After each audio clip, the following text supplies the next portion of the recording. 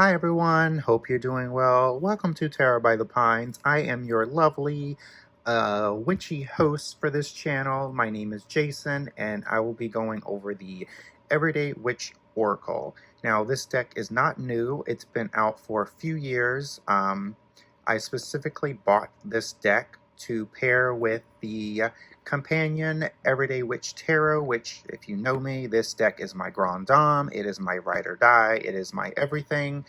Wonderful, wonderful deck. So I had to get the Oracle deck, of course. Now, this deck is going to be rehomed. So I guess this is like an installment in the rehoming series in my collection. Um, while this deck is decent, it's not a deck that has worked for me, which we'll get to that in just a few moments. So of course the box is wonderful, it's sturdy, it's soft, all that jazz, very buttery, I love it. So when you get in here, one of the first things that you'll probably notice if you have read the back of the box, this is supposed to be a full color guide. There's zero color, there's no pictures, so therefore there was a little error in the editing, I believe. The thing with this deck is that it will have no numbers. It won't have any type of like symbol of what this card represents. So let me backtrack a little bit. These cards are divided up into the 4 elements. So we have earth, air, fire, and water. So of course you're not going to have the element or a number on the cards. Each card is going to have a representation of that element, and sometimes, or most of the time, it's a little tricky in terms of what element you're looking at.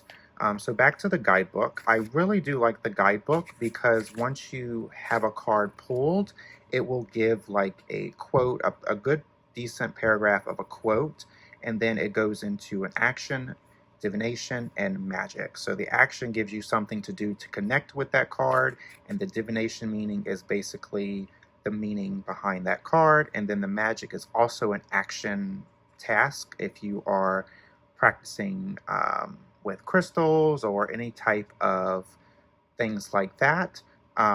It will have like some type of magic prompt for you to complete.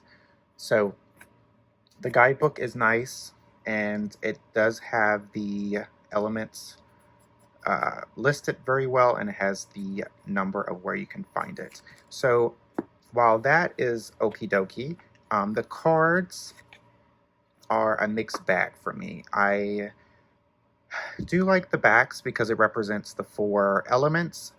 It isn't reversible, so if you are into reversible backings, then this probably will not be for you. They are oracle size, so they're going to be long and wide. So here we have the earth element, and each element is going to be of 10 cards. And while we look through this deck, I want you to pay attention to the artwork. While it is very stunning, and it just literally looks like a painting, and mind you, the earth suit is definitely my favorite because I guess I'm biased because I love nature, I love the outdoors, and I just love the aesthetic of this. And now we're getting into the air element, I believe, yes. While the earth element is very recognizable, maybe perhaps later down these other elements, it'll get a little tricky of like what card or what element you're looking at, because if you have all of these shuffled, it's going to be a little tricky at which card you're looking at. And then now we're getting into the fire, I believe. And also, the text here is a little small, which maybe it not might bring up on the camera like that, but I do think that the text is a little small, and then also the font is a little distracting. You really have to pay attention. And here's the fire. I believe we've been in the fire. Oh, sorry.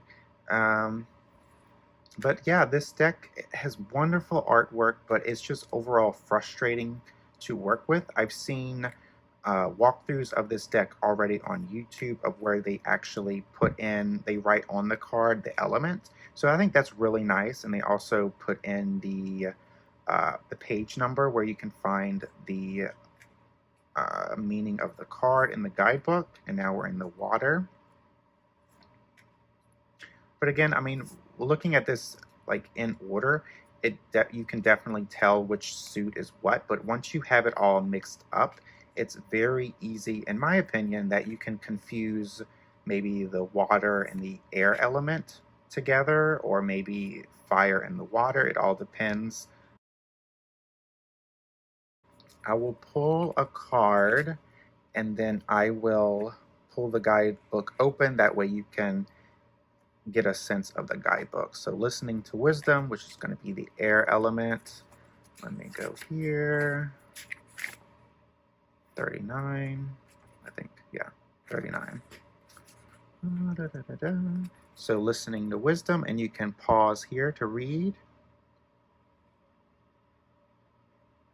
And then go to the back, and it's going to be the divination and magic. Pause here to read. Overall, I think the guidebook gives great messages. It gives you great actionable tips, and it, makes you put in effort to connect with the cards. But overall, this deck, while not perfect for me, I think others will enjoy it. If you like the Everyday Witch Tarot and you think you can make it work for you, I think you'll enjoy it. It's not a bad deck. It's a deck that didn't really work with me. I think it will work for people that have more patience, I think, because I'm not a very patient person. Thank you so much for watching this video. Let me know in the comments below if you have this deck and how you work with it. And until next time, I will see you for Tarot by the Pines.